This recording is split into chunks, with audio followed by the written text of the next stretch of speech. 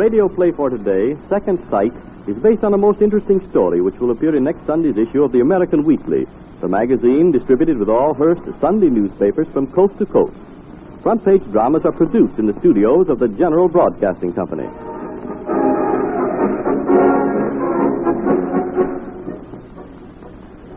Embellished by the reddish glare of gasoline torches and shining with painful brilliance due to the electric lights furnished by humming generator trucks, Major McGillicuddy's monstrous midway of mirth, marvels, and mysteries is going at full blast.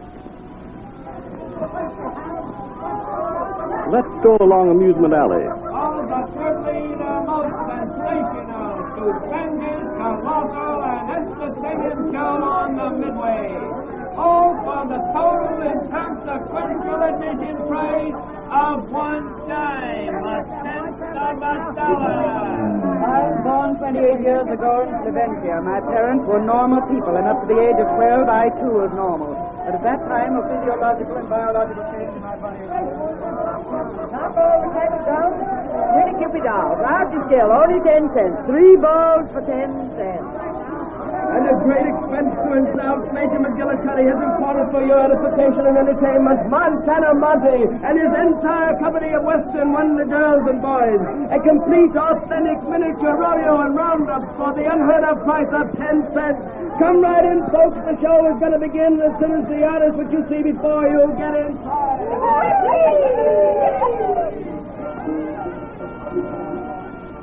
Just step a little closer to the platform, ladies and gentlemen. Just a little closer. That's fine. Thank you. And now, ladies and gentlemen, because of a close personal friendship, Major McGillicuddy has been able to persuade Madame Zara to cancel at great financial loss to herself a triumphal tour of her own in order that the Major might be able to present her here on his own monstrous midway of mirth, marvels, and mysteries tonight. As many of you know, certain favored ones are born with second sight, a phenomenal ability to foretell the future and describe the past. Such a gifted personality is Madame Zara. For a number of years, she has been astounding millions with her uncanny and amazingly correct predictions. It was Madame Zara who, in 1914, foretold the World War.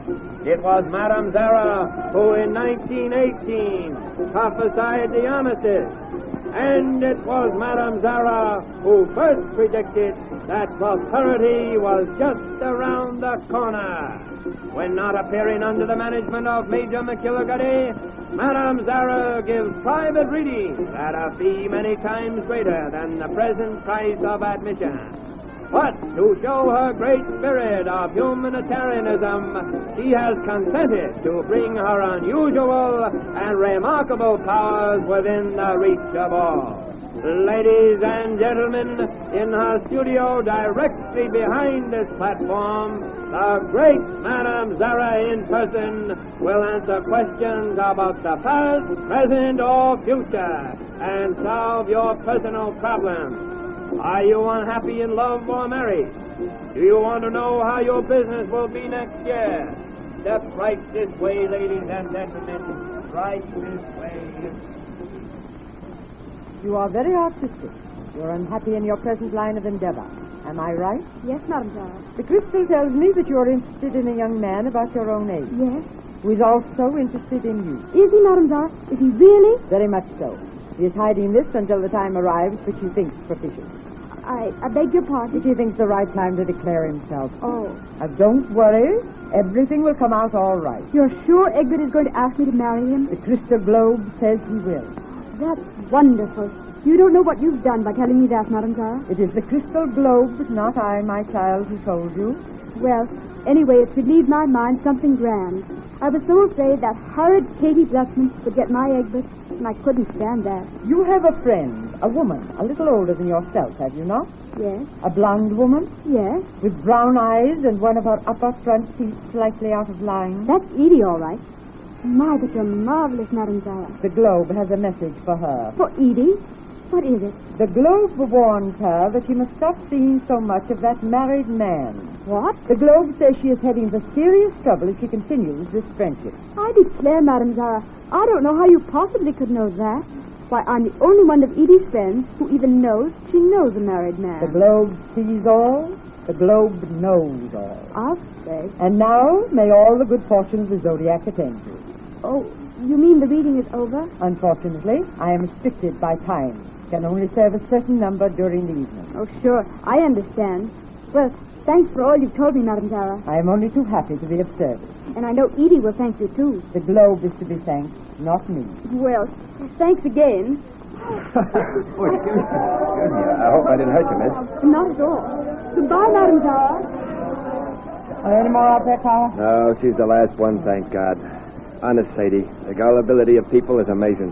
They're kicking their dimes to hear you tell them what they know already. Is that so? Sure, and you know it. The Globe sees all? Lay off the oil. The act's over for tonight. Maybe it's just the beginning. What do you mean, Sade? The Globe has revealed to me lately a few interesting facts about you, Carl. Baloney. You know, it's okay for you to talk like that to the public, but your husband's wise to your tricks. After 10 years, Sadie, the illusion's somewhat dim, if you know what I mean. I know what you mean, all right. Better than you think. The Globe tells me... Holy jumping. Don't tell me you're getting to believing it yourself. Now listen closely, Carlo. The Globe tells me...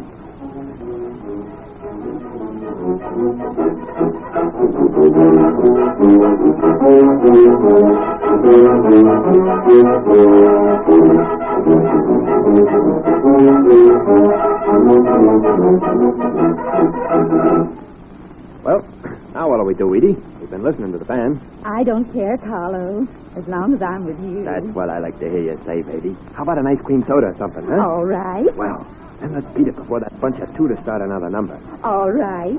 Are you sure your wife won't mind? Mine? Say, she don't mind nothing but that glass ball of hers, honest, Edie. Sometimes I think the act's getting her fatty. She must be a pretty smart woman, Carlo. I'm scared. Of her? Think nothing about it, sweetheart. She's just a false alarm. I've been tooting with her for 10 years. Just the same, I'm scared. She deals in spooks and... Spooks? Why, honey, you got our racket all wrong. She's a crystal gazer, not a medium. Well, anyhow, it's something weird. Oh, forget it, baby. Shall we dip the beaks in here? All right. May I have the orders, please? What'll it be, honey? Chocolate soda with chocolate ice cream. Make it 2, buddy. Coming up. Chocolate soda. 2 of them. Tell me something about your wonderful life, Carlo. It ain't so wonderful after 10 years. I think it is. All the places you've traveled to and all the people you've worked with. Listen, honey, they ain't worth 1, 2, 3 compared to a certain little person I just met.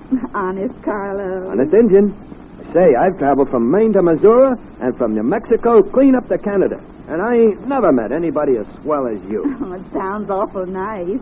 Hearing you say it. I wish you meant it. I do mean it, Edie. 2 chocolate sodas. Anything else? Huh? Baby? Oh, nothing for me. Just a check, buddy. Yes, sir. Thank you, sir. You know, Edie, one of these days I'm going to quit this dizzy carnival racket. You are? Yep. I'm going to settle right down to a sensible business like running a lunch counter or a garage. No more rolling around the country under canvas for me. You know what give me the idea? No, what? You. Me? Nobody else but you, baby.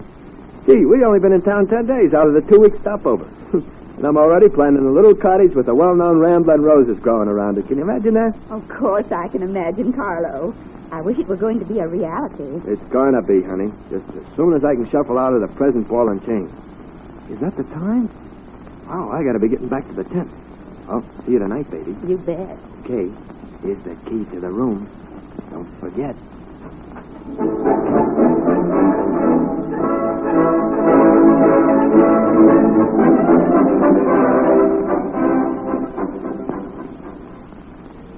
That's what the Globe told me, Carlo. Oh, yeah? Well, you must have been hitting a hop before you consulted your Globe, Sadie. That's just another phony pipe dream. Then there's no blonde woman in your life? Sure there is. So you admit it? Well, isn't there some blonde in every man's life? Oh.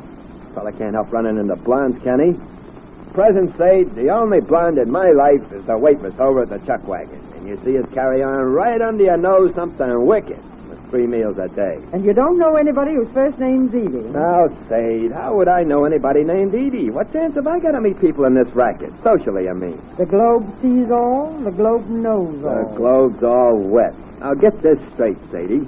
You got to stop letting your business take you over completely.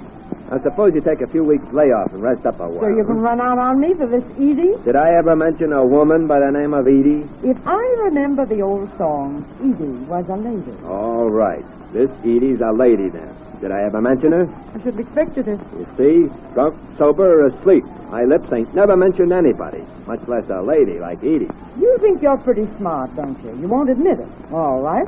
I'll consult the Globe again, and next time I'll have the evidence. Not that there's any to get, Maggie. But I never heard of that glass ball of yours giving off anything but a chill. You wait and see. You wait and see. I'm sorry, I can't wait, Sade. I got places to go. See you later. Edie. Go in there, and I've been waiting for you to come out. You shouldn't have come here. Didn't you promise me you would never come near the tent again? I know, but I had to see you, Carlo. Your wife is suspicious. You're telling me. She's more than suspicious. She's darn near positive. Come on away from here. I told you I was afraid of her. I knew she'd learn about us. And when Mert, that's my girlfriend, when Mert phoned me what she said, well, that was the last straw. What did she say? Well, Mert said to her just a little while ago. You mean a short, fat girl, red straw hat, shell-rimmed specs? Yes, you bumped into her just as she was leaving, she said. Yeah, go on. Well, your wife told her all about herself, and then she said she had a message for me. For you? How did she know it was for you? She used my name and said I was a blonde. I'll be a... What's the matter? Never mind. Go ahead. Now, what was the message? She said I was to stop seeing a certain married man or I'd head into trouble. What else did she say? That was all. Can you tie that? Tie what, Carlo? There's something funny about the whole business. What? Oh, when I get into the tent, she starts taking me over the ropes about you. Oh. She described our last little rendezvous to a T. Oh, Carlo, what are we going to do? I told you she was smart. How the dickens could she have that up? All those details. She never leaves the lot. She always stays in the cars or in the tent reading or gazing into that white cannonballs at her. Oh, she must have seen it in that crisp. That's what she says. The Globe told me, she says.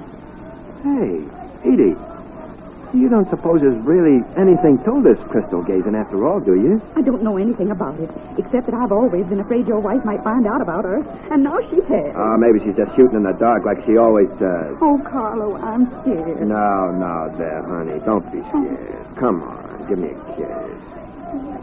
So, here you are, Carlo. Hello, Sadie. And this is Edie, I suppose. Well, Well, I guess I've got my evidence all right. When the Globe told me you met her after leaving our tent, we decided to follow you. We? Who's this guy? Tell him. I'm a private detective who's been reporting on your actions for the past 10 days. Dick, huh? I might have known it. You said the Globe told you about me and Edie. I did. And I suppose this guy is the Globe. He is. What? Say, are you crazy or am I? Tell him. I represent the Globe Detective Agency. Positively the most sensational, stupendous, colossal, entertaining show on the Midway, ladies and Be sure to read the amusing details of the various causes for the divorces when the story entitled Divorces with a Plot of Funny Plays appears in next Sunday's issue of the American Weekly, the magazine distributed with all Hearst Sunday newspapers from coast to coast. This is Wentworth announcing and turning the microphone over to your own announcer.